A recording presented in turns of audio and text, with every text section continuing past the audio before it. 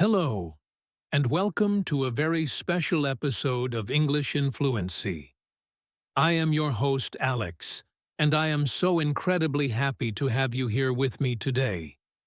If you have ever felt your heart start to beat faster when a native speaker starts talking to you, or if you have ever just smiled and nodded because you had absolutely no idea what someone just said, then you are in exactly the right place. Today is not just a lesson. Today is a journey. We are going to go on an adventure together to conquer one of the scariest things in language learning, which is real-life listening. You know, it is one thing to understand a teacher in a classroom who speaks slowly and clearly, but it is a completely different world out there, on the streets, in shops, or at work. People speak fast, they mumble, they use slang, and there is background noise like cars and music. It can be overwhelming. But here is the secret I want to share with you today. The secret is not to learn every single word in the dictionary. The secret is to stay calm. When you panic, your ears close. When you stay calm, your brain opens up. So, today we are going to follow a story. We are going to meet a character named Leo.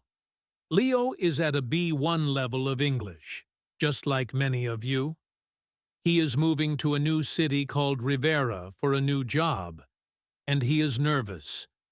Through his story, we are going to face challenges together, and I will be right here with you to break it all down, explain what happened, and help you understand. So, please get comfortable, take a deep breath, and let's begin our story with his arrival. Imagine you are sitting on a train. It is a high-speed train, and the landscape is blurring past the window. This is where we find Leo. He is sitting in seat 4A, clutching his backpack on his lap.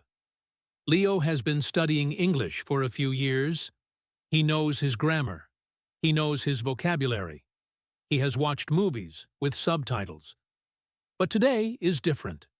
Today, he is moving to Rivera, a busy, bustling city where everyone speaks English, and he has to navigate it all alone. The train begins to slow down. The gentle hum of the engine changes to a lower pitch. Leo looks out the window and sees the platform approaching. It is crowded. There are people everywhere, rushing, pulling suitcases, talking on phones. Leo feels a knot in his stomach. He thinks to himself that maybe he is not ready for this. Maybe his English isn't good enough. He takes a deep breath, just like we practiced. The train stops with a hiss of brakes. The doors slide open. Leo steps out onto the platform, and immediately he is hit by a wall of sound. This is the first challenge of real-life listening, which is the environment. It is never perfectly quiet. The station, which is called Grand Central Rivera, is incredibly loud. There are announcements echoing from the ceiling, but the speakers are old and crackly. There is the sound of thousands of footsteps. Leo needs to find the exit to the taxi rank. He looks around for signs, but they are confusing. He decides he needs to ask someone. This is a terrifying moment for many learners, approaching a stranger. Leo sees a guard standing near a gate. He walks up, his heart pounding. He prepares his sentence in his head. "Excuse me, where is the taxi stand?" He says it perfectly. But the guard is busy and tired. The guard turns to Leo and speaks very quickly. He says something that sounds like "go straight, turn left at the coffee shop, then down the stairs." Leo freezes. It sounded like one long word. The guard turns away. Leo stands there, blinking. He didn't catch it. The panic starts to rise. He thinks that he has failed already. Let's pause the story right there for a moment. I want to talk to you about what just happened to Leo, because I know it has happened to you. The guard spoke naturally. He used connected speech. He didn't say go straight and turn left. He mashed the sounds together. This is what we call linking. When native speakers talk, we connect the end of one word to the beginning of the next. It makes the sentence flow like a river. But for a learner, it makes it hard to hear where one word ends and the next begins. Leo's mistake was not that his English is bad. His mistake was that he tried to hear every single word. When he missed the first word, his brain got stuck, and he missed the rest of the sentence. This is the first lesson of today. You do not need to hear everything. You only need to hear the anchors. Anchors are the important words, usually nouns and verbs.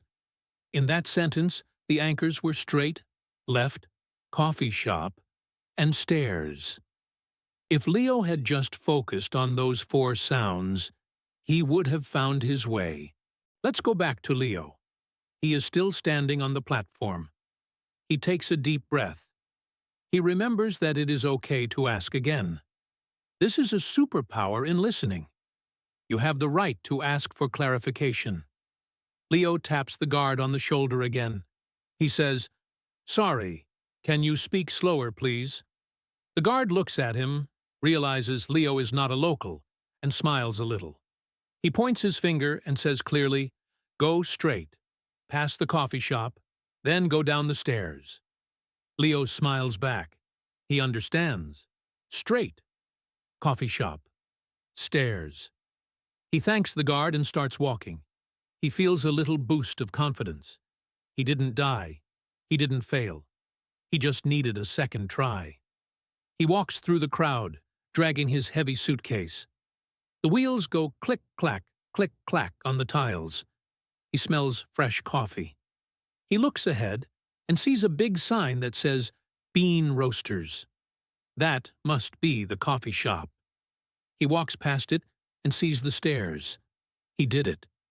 He successfully navigated the first challenge. Now, Leo makes his way down the stairs and out into the bright sunlight of the city. The noise here is different. It is the sound of traffic. Horns honking, buses hissing, people shouting. He sees a line of yellow taxis. He gets into the first one. The driver is an older man with a thick, gravelly voice. He turns around and asks Leo where he is going. Leo says, "The Grandview Hotel, please." The driver nods and starts the car. Then, the driver starts making small talk. This is another huge challenge. Small talk is often harder than business English because it is unpredictable. The driver says, "Some weather we are having, huh? Looks like it might pour later." Leo is confused. Pour? Pour what? Pour water. He knows the word pour from cooking, but he doesn't understand the context.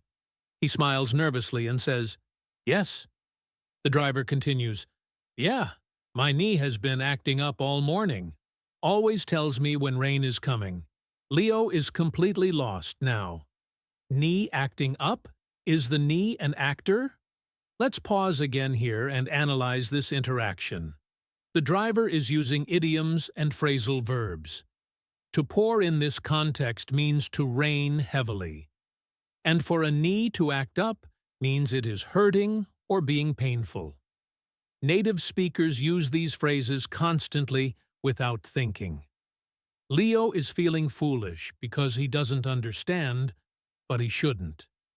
Context is your best friend here. Leo looks out the window. He sees dark clouds gathering in the sky. It looks gray. So when the driver mentioned weather and pour, Leo can use the visual clue of the clouds to guess that the driver is talking about rain. You have to use your eyes as well as your ears. Listening is a full-body experience. You look at the face, the hands, and the environment. Back in the taxi, Leo decides to be brave. He decides to be honest. He says to the driver, "I am sorry, my English is not perfect. What does pour mean?" The driver laughs, a warm, friendly laugh. He says, "Oh, don't worry, son. Pour means rain, big rain, and actin' up means my leg hurts." Leo smiles. He learned two new things just by asking. The rest of the ride is pleasant. The driver speaks a little simpler, and Leo learns that the driver has lived in Rivera for 40 years. They arrive at the Grand View Hotel. It is a tall glass building that reflects the gray clouds. Leo pays the driver, counts his cash carefully, and steps out. He grabs his suitcase. He takes a moment to look up at the hotel. This is his new home for the next week until he finds an apartment. He feels a mixture of excitement and fear. The check-in counter is the next hurdle. Leo walks into the lobby. It is very fancy. There is soft jazz music playing. The floor is polished marble. He walks up to the reception desk. There is a young woman there, typing furiously on a computer. She has a headset on and is talking to someone else. Leo waits politely. She finishes her call and looks up at Leo. She has a very professional but very fast way of speaking. She says, "Welcome to the Grand View Check-in Inn." Leo nods and says, "Yes, my name is Leo Rossi," she types. Then she says, "All right, Mr. Rossi, I have you for 5 nights in a standard queen, is that correct?" Leo catches the words 5 nights and standard queen. He says, "Yes?" Then she says, "Okay, I just need a credit card for incidentals and your passport." Leo pauses. Incidentals? He knows credit card and passport. But incidentals is a new word. He starts to panic again. Does he have to pay extra? Is the room more expensive? His palms start to sweat. This is a classic example of a specific vocabulary blocker. One word that you don't know can make you feel like you don't understand the whole sentence. But let's look at the situation. You are at a hotel. You are checking in. It is standard procedure to give a credit card. Even if you don't know what incidentals means, you can guess that she needs the card for a deposit or security. It is about logic. Leo hands over his passport. He holds his credit card but hesitates. He asks, "Sorry, what is incidentals?" The receptionist smiles professionally and says, "It is just to hold on the card in case you order room service or use the mini bar. If you don't, we release the money." Leo sighs in relief. It is just a security deposit. He hands the card over. He realizes that every time he asks, the world doesn't end. In fact, the world becomes clearer. She hands him a key card. She says, "You are in room 405. Elevators are down the hall to the right. Breakfast is served from 6 to 10 on the mezzanine level. Enjoy your stay." That was a lot of information. Room 405. Elevators right. Breakfast 6 to 10. Mezzanine. Mezzanine is a tricky word. It usually means a floor between the ground floor and the first floor. Leo decides not to ask about that right now. He knows he can find the breakfast later. He just wants to get to his room. He thanks her and walks towards the elevators. He steps inside the elevator, presses the button for the 4th floor, and leans against the wall. He closes his eyes. He has only been in the city for 1 hour, and he is exhausted. Listening in a second language takes a lot of brain power. It is physically tiring. If you feel tired after listening to English for a long time, that is normal. It means your brain is growing. The elevator dings and opens on the 4th floor. The hallway is quiet. This is a nice break from the noise of the station and the street. Leo finds room 405. He swipes the card. The light turns green. He enters the room. It is clean and quiet. He puts his suitcase down and sits on the edge of the bed. He takes his phone out. He wants to call his mom back home, but he realizes he needs a SIM card. He forgot to buy one at the station because he was so stressed. He needs to go back out. He groans. He doesn't want to go back out into the noise, but he has to. He needs internet. He remembers seeing a mobile phone shop near the coffee shop at the station, or maybe he can find one closer. He decides to ask the concierge downstairs. This will be his next practice. Leo washes his face with cold water. He looks in the mirror and says to himself, "You can do this. Stay calm. Listen for anchors. Ask questions." He goes back down to the lobby. There is a different person at the concierge desk. A man named Marcus. Marcus looks friendly. Leo approaches him. "Excuse me," Leo says. Marcus looks up with a big smile. "How can I help you, sir?" Leo asks. "I need to buy a SIM card for my phone. Is there a shop nearby?" Marcus nods enthusiastically. "Oh, absolutely. There is a tech zone just around the corner. Go out the front door, hang a left, walk 2 blocks, and it is right next to the bakery. You can't miss it." Marcus speaks with a very strong accent. He stretches his vowels. He says, "absolutely" and "corner." It is a regional accent. Leo processes the instructions. Out front door. Hang a left. Hang a left? He assumes that means turn left. Walk 2 blocks, next to bakery. He repeats it back to Marcus to be sure. This is a fantastic technique called mirroring. You repeat what you heard to check if it is right. Leo says, "So, go out, turn left, walk 2 blocks, and it is next to the bakery?" Marcus beams and points a finger at him. "You got it, boss." Leo smiles. He likes being called boss. It feels friendly. He walks out of the hotel. The air is cooler now. The clouds are darker. He remembers the taxi driver said it would pour. He hopes he can make it to the shop before the rain starts. He turns left. He walks 1 block. He walks the 2nd block. He looks for a bakery. He smells fresh bread. There it is. And right next to it, a shop with a big blue sign saying Tech Zone. The mirroring worked. The listening worked. Leo enters the phone shop. It is crowded with teenagers looking at the latest smartphones. Loud pop music is thumping from the speakers. This is a difficult listening environment. Background noise is the enemy of the language learner. Leo walks to the counter. The assistant is a young guy chewing gum. He looks bored. Leo says, "Hi, I need a prepaid SIM card." The guy says something, but the music is so loud, and he is mumbling around his gum. It sounds like data or just talk and text. Leo leans in closer. "Sorry, it is very loud. Can you say that again?" The guy sighs, stops chewing for a second, and speaks up. "Do you want data or just talk and text?" Leo understands. "I want data, please. 5 gigabytes if possible." The guy taps on the screen. "That will be $20. Passport?" Leo hands over the passport again. While the guy is setting up the SIM card, the music changes to a rap song with very fast lyrics.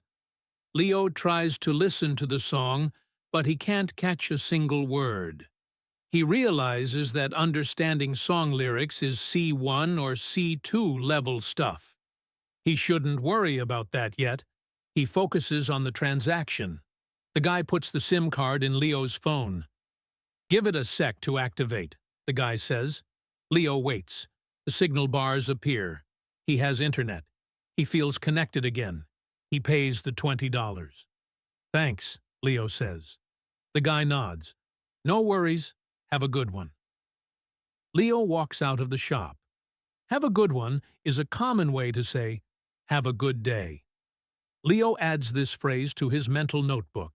He steps onto the sidewalk and suddenly a drop of water hits his nose. Then another. Then the sky opens up. It pours. The taxi driver was right. Leo runs. He runs back towards the hotel. He is getting soaked. He laughs. He is running in the rain in a new city. He has a working phone. He has a hotel room. And he has successfully spoken to 4 different people. He feels alive. He reaches the hotel, breathless and dripping wet. The doorman opens the door and says, "Caught in the downpour, sir." Leo wipes rain from his eyes and says, "Yes, it poured." He uses the word he learned in the taxi. He feels proud. He goes up to his room, dries off, and sits on the bed. He connects to the Wi-Fi and calls his mom. Talking to her in his native language feels so easy, so effortless. It makes him realize how hard his brain was working all day. He tells her about the train, the taxi driver, the hotel, and the rain.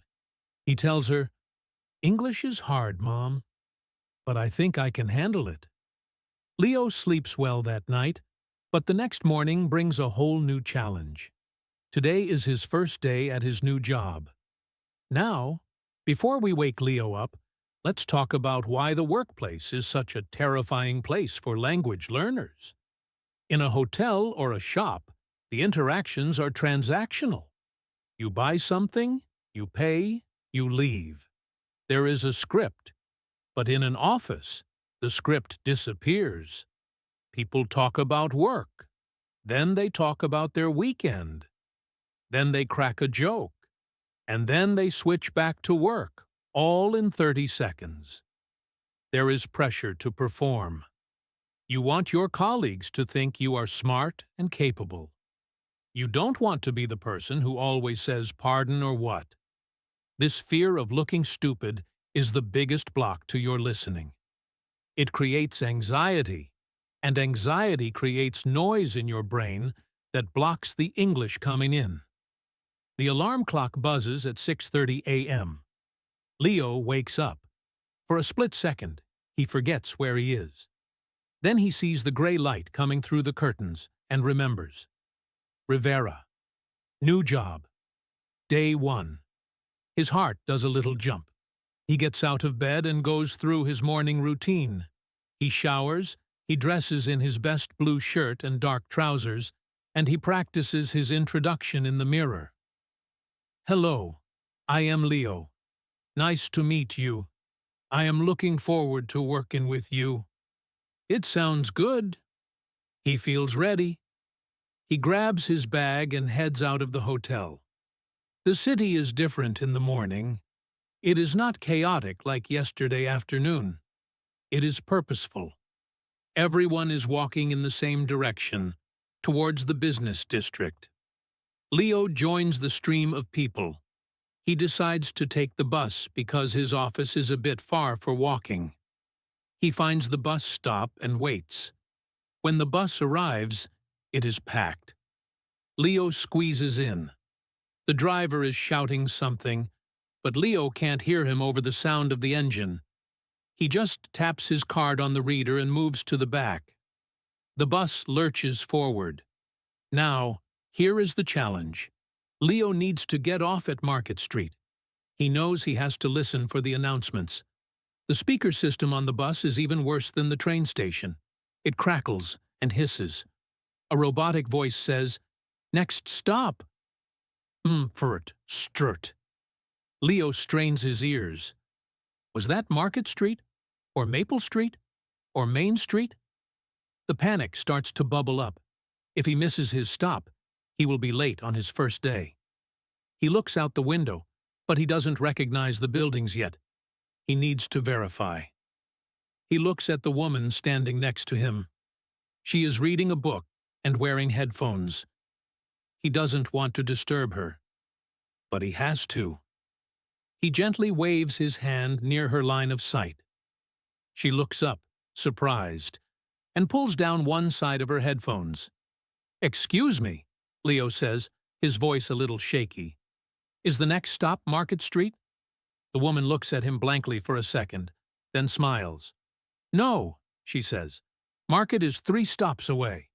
"This is Highland," Leo breathes out. "Thank you," he says. She nods and puts her headphones back on. This is a small victory, but an important one. Leo didn't trust the bad audio. He verified with a human. In real life, audio from speakers is often unreliable. Never be afraid to ask a human to confirm what a machine said. Humans are usually clearer. Leo counts the stops. 1, 2, 3. The bus stops. The robotic voice says something that might be Market, and Leo gets off. He checks the street sign. Market Street.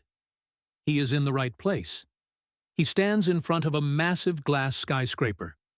The Tower of Commerce. This is it. He walks into the lobby. It is intimidating. The ceilings are high, and security guards are everywhere. He approaches the security desk. The guard is a serious-looking man. Name? He asks. Leo Rossi. Leo answers. The guard checks a list. Okay, Mr. Rossi. You are with Global Tech, floor 20. Here is your temporary pass. Flash it at the scanner over there. Leo takes the plastic card. He hears the instruction flash it. He knows flash means a bright light, like a camera flash. Does he need to do something fast? He walks to the turnstile.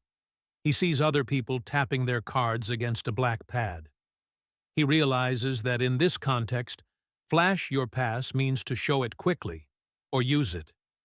He taps the card. The gate opens. He steps into the elevator and presses 20. The doors open on the 20th floor, and Leo steps into a different world. It is an open-plan office. It is buzzing with energy. Phones are ringing, people are typing, and there is a low hum of chatter.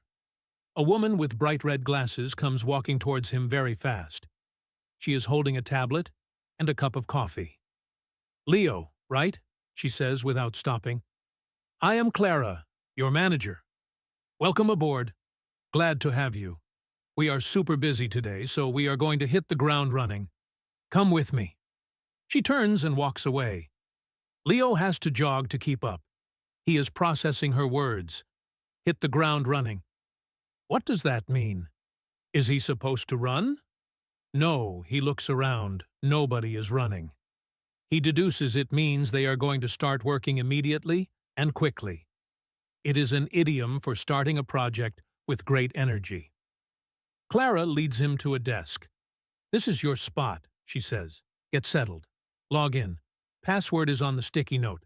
We have a team huddle in 10 minutes in the fishbowl. See you there. And she is gone. Leo stands there, a little dizzy. Team huddle? Fishbowl? He looks around. He sees a glass-walled meeting room in the center of the office. It looks like a fishbowl because you can see inside from all angles. That must be it. And a huddle is what sports teams do when they gather in a tight circle to plan the game. So, a team meeting. He sits down, turns on the computer, and takes a deep breath. The speed of native speech in a business environment is much faster than in social situations. Clara didn't pause.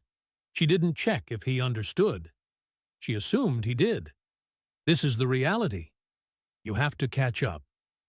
10 minutes later, Leo walks into the glass room, the fishbowl. There are 5 other people there. They are laughing and talking over each other. This is the nightmare scenario, the group conversation. When one person speaks to you, it is linear. When 5 people speak, it is a web. Leo stands by the door. A guy with a beard waves at him. Hey, you must be the new guy. I'm Ben. Pull up a chair. Leo sits. Ben continues. So, where are you from, Leo? Leo smiles. I am from Italy, he says. Ben grins. Awesome. Love the food. Love the cars. Listen, don't worry about Clara. She is a bit frantic on Mondays, but her bark is worse than her bite. Leo freezes. Her bark is worse than her bite? Is Clara a dog? He knows bark is the sound a dog makes. He knows bite. He looks confused. Ben sees the confusion and explains.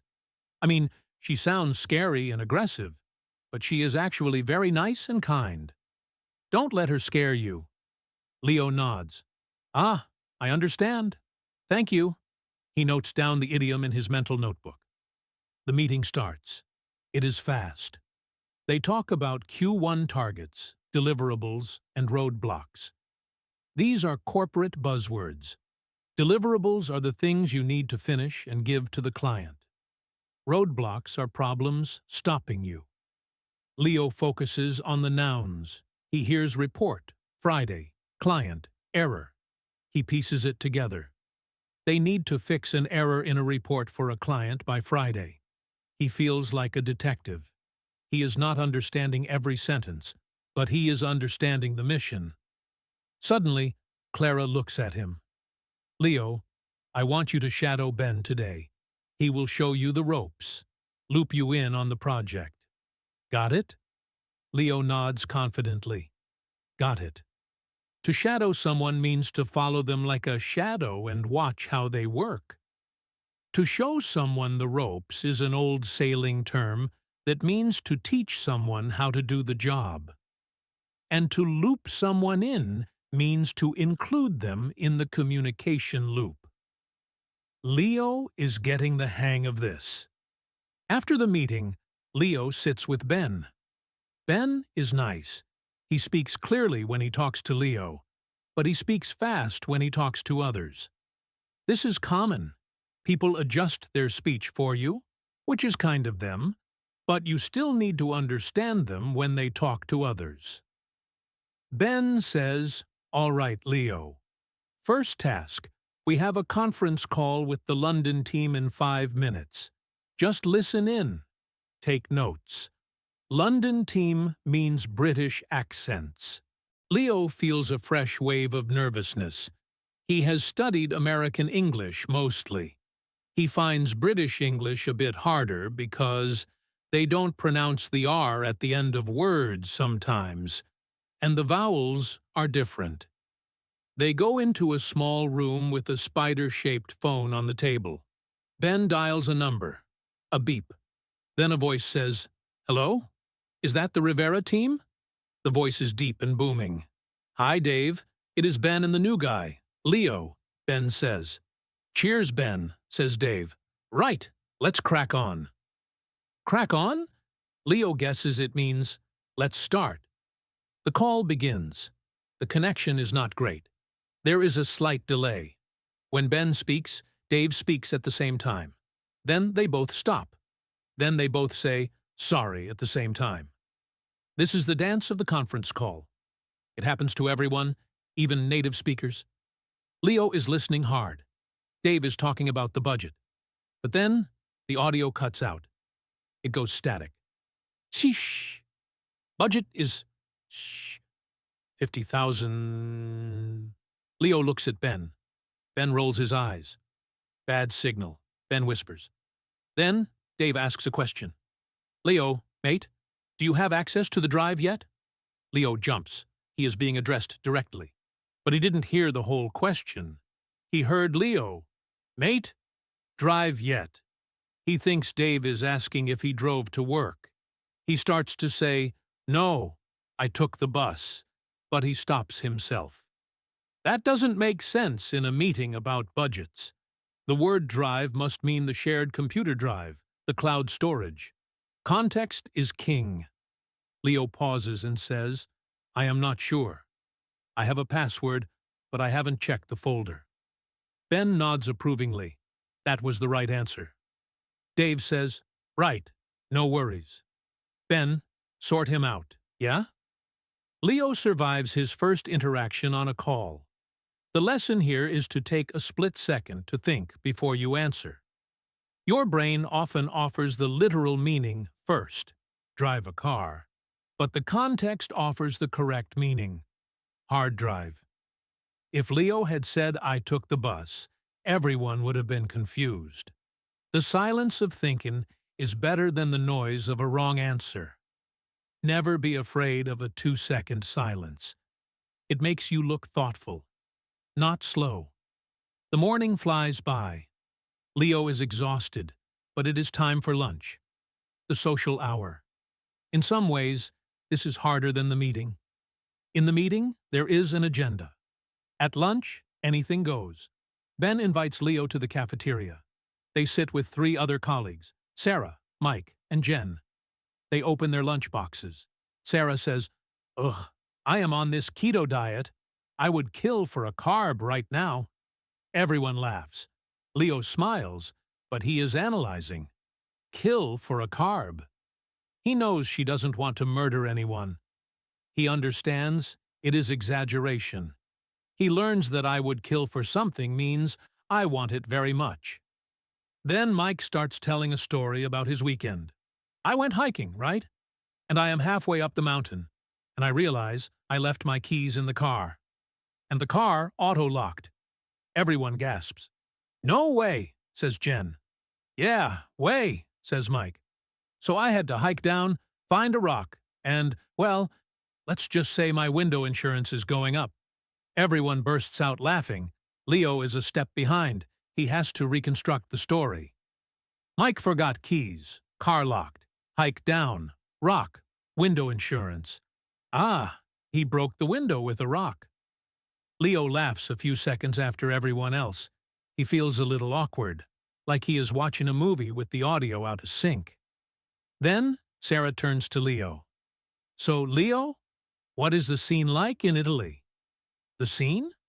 Leo thinks of a movie scene. He looks confused. Ben helps him. "She means the lifestyle, the vibe. Is it cool?" Leo smiles. "Ah, yes, it is very relaxed. Good food, slow life." Sarah sighs. "Sounds dreamy. I need a vacation." The conversation moves on to a TV show Leo hasn't seen. They use words like binge watch, spoiler, and plot twist. Leo just eats his sandwich and listens. He realizes he doesn't need to speak to be part of the group. He just needs to be present and smile. He doesn't need to be the funny guy on day 1. He just needs to be the nice guy. Listening to a group of native speakers joking is the Olympic Games of listening. It is fast. It is full of cultural references, and it is full of slang. If you don't understand the joke, do not fake a loud laugh. Just smile. If they ask you why you aren't laughing, you can say, "Sorry, I missed the punchline." That is a great phrase. I missed the punchline. It puts the blame on the situation, not on your English. After lunch, the food coma sets in. Leo feels sleepy. But Clara, the boss, comes by his desk. She looks serious. "Leo, I need a favor," she says. "I need you to compile the data from the Q3 spreadsheet, cross-reference it with the email from marketing, and draft a summary for me by EOD. She says this in about 4 seconds. Leo catches data, spreadsheet, email marketing, summary. But he missed the deadline. Did she say EOD? What is EOD? And he missed exactly which email. This is a critical moment. If he guesses and gets it wrong, he fails the task. He has to ask. Leo turns his chair to face her. He uses a technique called checking back. He says, "Okay, Clara, I will make the summary. Just to be clear, which email from marketing should I use? And when do you need it?" Clara stops. She realizes she spoke too fast. She softens a bit. "Oh, sorry. The email from yesterday. Subject line campaign results. And EOD means end of day. So, by 5 p.m. Leo nods. "Understood. Yesterday's email by 5 p.m. Thank you." Clara smiles. "Perfect. Thanks, Leo." And she walks away. Leo feels a rush of relief. He imagines if he hadn't asked. He would have spent hours looking for the wrong email or thinking he had until tomorrow to finish. Asking for clarification is not a weakness. It is a professional skill. It shows you care about getting the job done right. Leo opens the spreadsheet. He finds the email.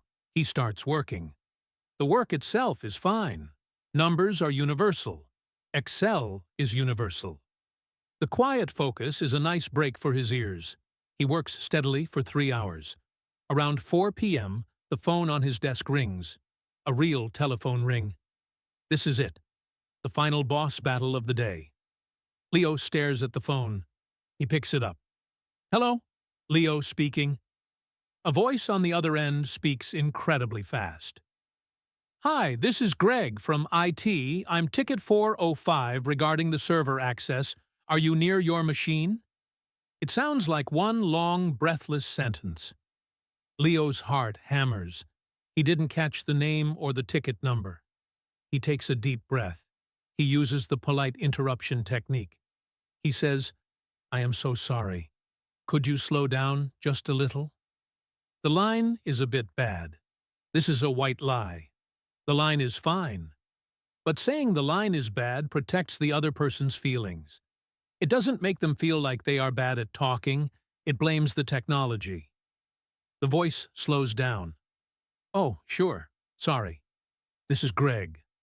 From IT support. You asked for server access? Leo remembers. Ben had called IT for him earlier. Yes. Hi, Greg. Thanks for calling. Greg says, okay, I need you to go to Settings, click on Remote, and give me the code. Leo follows the instructions. Settings, Remote, Code. He reads the number to Greg. The problem is solved in 2 minutes. Leo hangs up the phone and lets out a long exhale. He did it. He handled a cold call. He realizes that most phone calls follow a pattern. Identify who it is. Identify the problem. Solve the problem. Say goodbye. Once you know the pattern, the fear decreases. The clock hits 5 p.m. People start packing up their bags. Clara walks by. How did it go, Leo? She asks. Leo smiles tiredly. It was intense, but good. I sent you the summary. Clara checks her phone. Got it. Looks great. Nice work today. Get some rest. We do it all again tomorrow. Leo packs his bag. He says goodbye to Ben. See you later, Ben says. Leo walks out to the elevator. He steps out into the lobby, and then out into the street. The evening air is cool. The sun is setting, painting the skyscrapers in gold and pink. Leo walks to the bus stop. He feels heavier than this morning, but also stronger. He survived the commute. He survived the boss. He survived the conference call. He survived the lunch jokes. He survived the IT support call. His brain feels like a sponge that is full of water. It can't take any more English today. He decides that tonight he will watch a movie in his own language. He needs to give his brain a rest. Rest is part of the learning process. You cannot lift weights for 24 hours a day, and you cannot listen to a second language for 24 hours a day. You need recovery time. As Leo sits on the bus, looking out at the city lights, he thinks about the biggest lesson of the day. It wasn't about vocabulary. It was about resilience. It was about bouncing back when he didn't understand. It was about being brave enough to ask, "Sorry, what does that mean?" He realizes that his colleagues didn't judge him for asking. They judged him on his work, and his work was good. The language is just a tool to do the work. It doesn't have to be perfect. It just has to be functional. He gets off the bus and walks to his hotel. He stops at a convenience store to buy a bottle of water. The cashier says, "Find everything okay?" Leo smiles. "Yes, thank you." He understands it instantly. It feels easy. After the difficulty of the office, everyday transactions feel like a piece of cake. A piece of cake. Another idiom Ben used today. It means very easy. Leo smiles to himself. He is learning. He is adapting. He is becoming a part of this city. A few days pass, and we arrive at what I believe is the most beautiful, but also the most difficult, part of learning a language. we arrive at the social world. You see, business English has rules. Travel English has scripts. But social English? Social English is wild. It is unstructured. It is full of emotions, interruptions, slang, cultural references, and jokes. This is where many students give up. They say, I can work in English, but I cannot make friends in English. They feel isolated. They sit in the corner at parties, smiling and nodding, but inside they feel lonely. Today, we are going to break that wall down.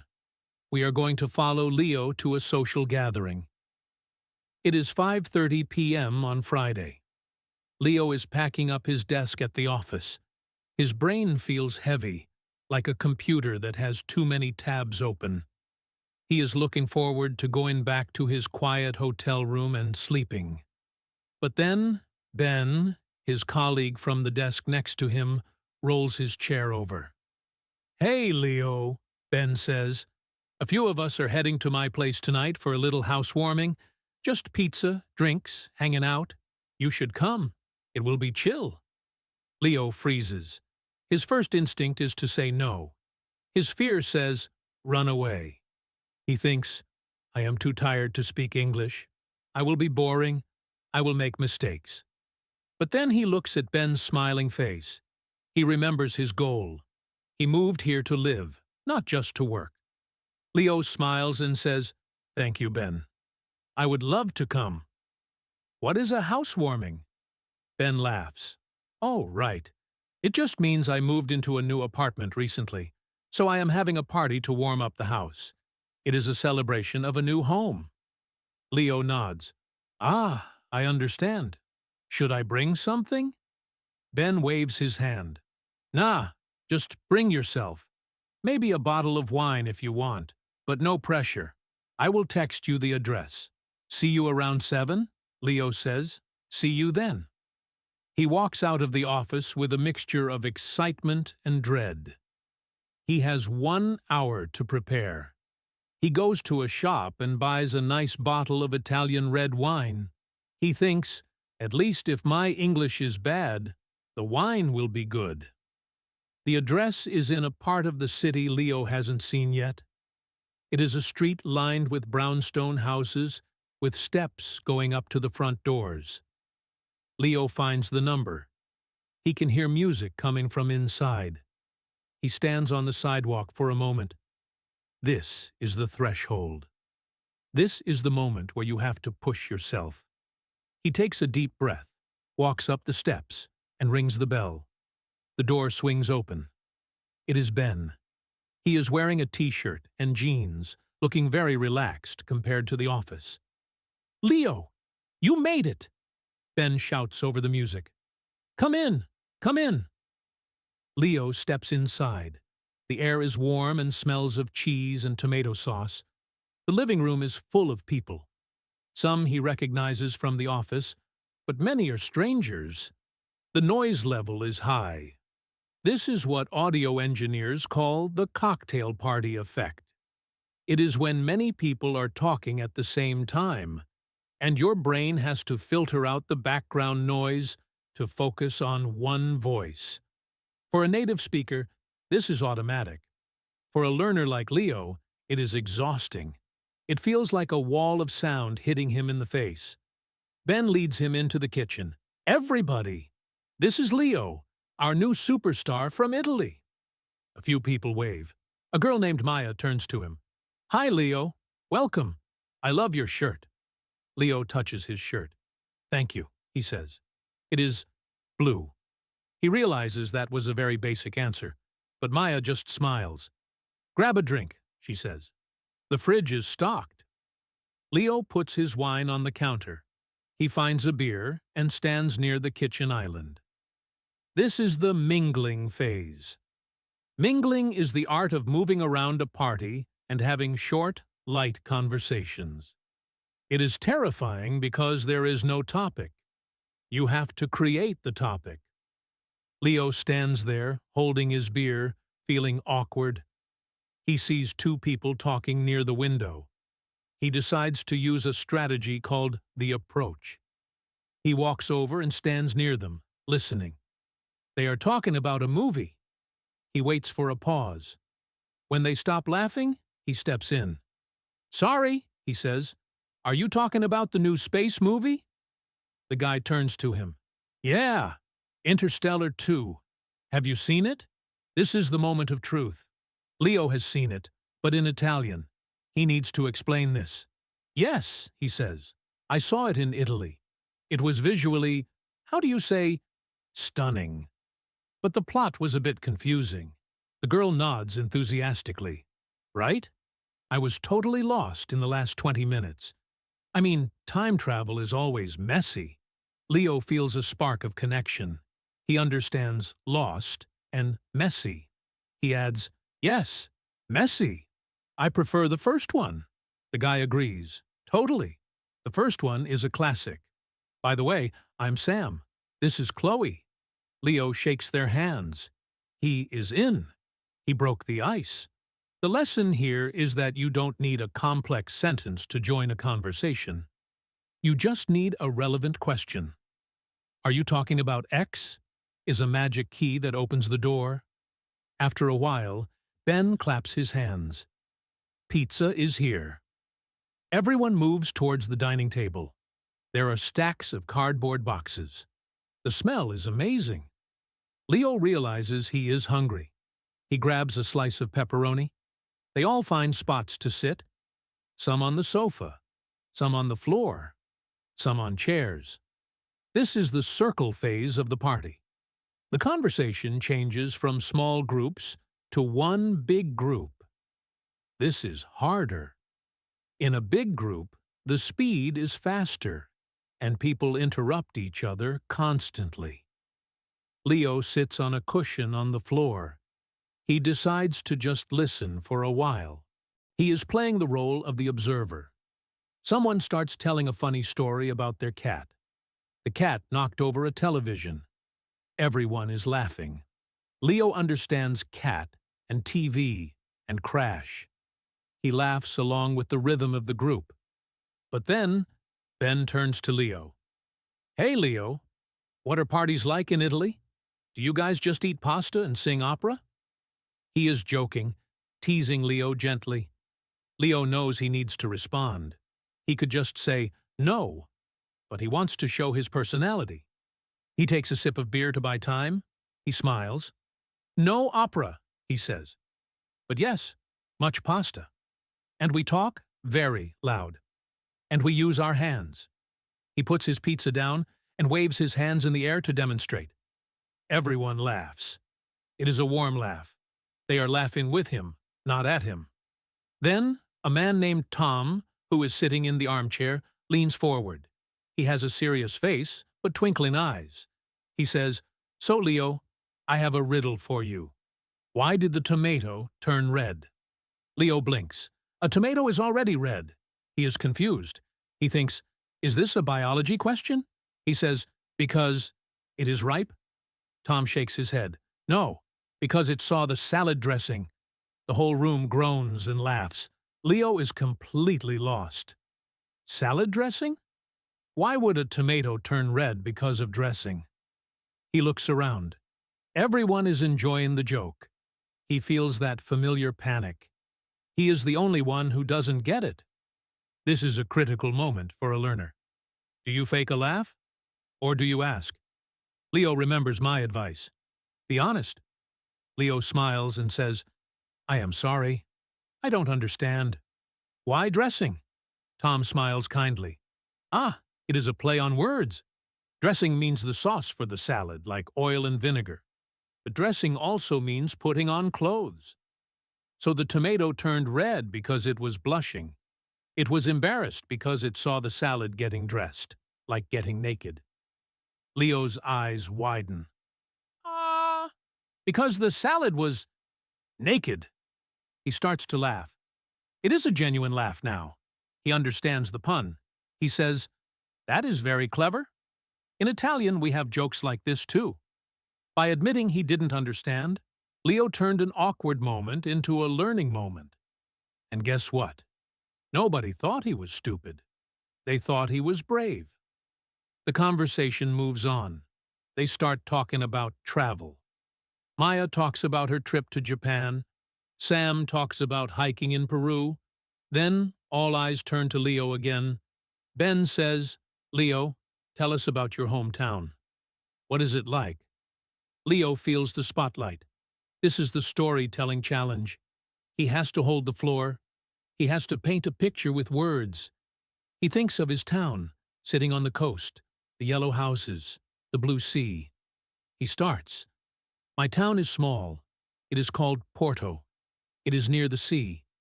In the summer, it smells like salt and lemons." He pauses. He is searching for the word for narrow streets. He says, "The streets are very thin, tight. No cars can go there. Only scooters." Maya says, "Narrow?" Leo points at her. "Yes, narrow. The streets are narrow. And my grandmother, she sits on the balcony all day. She watches everyone. She is like the security camera of the neighborhood." The room erupts in laughter. The image of the grandmother as a security camera is funny and relatable. Leo feels a surge of confidence. He continues. "One day, I tried to sneak a girl into my house. My grandmother shouted from the balcony, 'Leo, who is she? Does she know how to cook?' Everyone is roaring with laughter now. Leo is beaming. He realizes that he doesn't need perfect grammar to tell a great story. He just needs good images and good timing. He used a metaphor, security camera, and a quote, his grandmother's voice. These are advanced storytelling techniques that anyone can use, even with simple vocabulary. He finishes his story, and he feels a shift in the room. He is no longer just the new guy. He is Leo. He is funny. He has a history. He has become a real person to them. As the evening gets later, the music gets slower. The energy drops from high and energetic to low and intimate. This is the deep chat phase. People break off into pairs or threes again. Leo finds himself sitting on the balcony with Sarah. Sarah is the colleague who made the keto diet joke yesterday. She looks a bit tired. She is staring at the city lights. Leo sits next to her. "It is a nice night," he says gently. Sarah sighs. "Yeah, it is. I am so tired, Leo. This week was a killer." Leo listens. He detects a tone of sadness, or perhaps burnout. In the office, Sarah is loud and funny. Here, she is quiet. Leo decides to use the empathy bridge. He says, "I understand. New jobs are hard. Old jobs are hard too. Are you okay?" Sarah looks at him. She seems surprised that he is asking a serious question. She says, "Honestly, I am feeling a bit stuck. I have been at this company for 5 years. I feel like I am doing the same thing every day. I used to want to be a painter, you know? Like an artist." Leo nods slowly. "A painter? That is beautiful. Do you still paint?" Sarah shakes her head. "No time. I come home, I watch Netflix, I sleep. It is a cycle." She looks at Leo. "What about you? Do you have a dream?" This is a deep question. It requires complex vocabulary to express abstract desires. Leo takes his time. He doesn't rush. He says, "Yes, I have a dream. I want to build my own business one day, but now my dream is just to feel at home here. It is lonely sometimes, being far from family." Sarah looks at him with soft eyes. "I get that. Even when you are from here, it can be lonely. It is brave of you, Leo. Moving countries. I don't think I could do it."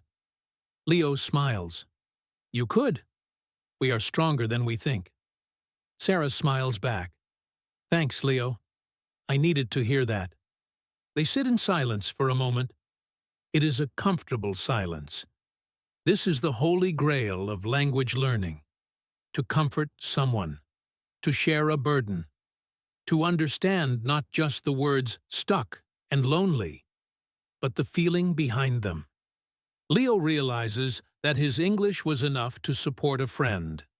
That is more important than knowing the difference between the present perfect and the past simple. Ben comes out to the balcony. "Hey guys, we are going to play a game. Charades. You in?" Sarah stands up, her energy returning. "Oh, I am destroying you at charades, Ben." She looks at Leo. "Come on, partner. Let's beat them." Leo stands up. He feels part of the team. They go back inside. Charades is a game of acting without speaking. It is actually great for language learners because it relies on nonverbal communication. Leo is surprisingly good at it. When he has to act out Spider-Man, he jumps on the sofa and pretends to shoot webs. Everyone cheers. The night winds down. It is past midnight. People start leaving. They are putting on coats and shoes. The goodbye ritual in English is also important. It is not just bye. It is a sequence. "It was great to see you. We should do this again. Get home safe." Leo says goodbye to Maya and Sam. "It was nice meeting you," he says. Sam says, "Definitely, Leo. Let's grab lunch next week. I want to hear more about that grandmother of yours," Leo promises. He goes to Ben. "Thank you for inviting me, Ben." "It was a special night." Ben pats him on the back. "Glad you came, buddy. You are part of the crew now. See you Monday." Leo walks out into the cool night air. The street is quiet. He walks towards the taxi stand. He replays the night in his head. He remembers the awkwardness at the beginning. He remembers the tomato joke. He remembers the story about his grandmother. He remembers the talk with Sarah. He feels different. He feels lighter. He realizes that fluency is not a destination. Fluency is a collection of moments. It is the moment you make someone laugh. It is the moment you understand a secret. It is the moment you help a friend. Tonight, Leo was fluent. Not because his grammar was perfect, he definitely made mistakes, but because he connected. He gets into the taxi. The driver asks, "Good night?" Leo smiles, a big, genuine smile. "Yes," he says. "A very good night." He leans his head back against the seat and closes his eyes. He is looking forward to the future. He knows there will be more hard days. There will be days when he doesn't understand anything. There will be days when he feels stupid. But he also knows that there will be nights like this. And that makes it all worth it. So, here we are at the end of Leo's story and at the end of our journey together. I want to talk directly to you now. I want you to think about Leo. He is not a superhero. He is not a genius. He is just a person, like you, who decided to be brave. He decided to stay calm when his heart was racing. He decided to ask when he didn't know. He decided to share his true self, even with a limited vocabulary. What did we learn? We learned that you don't need to hear every word. You just need anchors. We learned that asking for clarification is a strength, not a weakness. We learned that social situations are about energy, not just words. We learned that you can join a conversation with a simple question. We learned that you shouldn't fake understanding a joke. Ask for the explanation, and you might make a new friend. We learned that storytelling is about images and emotions, not complex grammar. And we learned that the deepest connections often happen in the quiet moments, when we share our vulnerabilities. You have the tools now. You have the anchors from the station. You have the clarification skills from the office. And now, you have the connection strategies from the party. The next time you are in an English-speaking environment, I want you to be Leo. I want you to embrace the awkwardness. I want you to walk through the fear. Because on the other side of that fear is a whole world of friends, laughter, and experiences waiting for you. Language is a bridge. It connects your soul to the soul of another person. Don't worry if the bridge is a little shaky. Don't worry if it has a few holes. As long as you can cross it, it works. Keep building your bridge, day by day, brick by brick. Thank you so much for listening to this special episode of English in Fluency. It has been an absolute privilege to guide you through these stages of real-life listening. I hope you go out there and find your own Rivera, your own challenges, and your own victories. I am Alex, and remember, the world is listening. Stay calm, stay brave, and you will understand more than you ever thought possible. Goodbye for now, and good luck.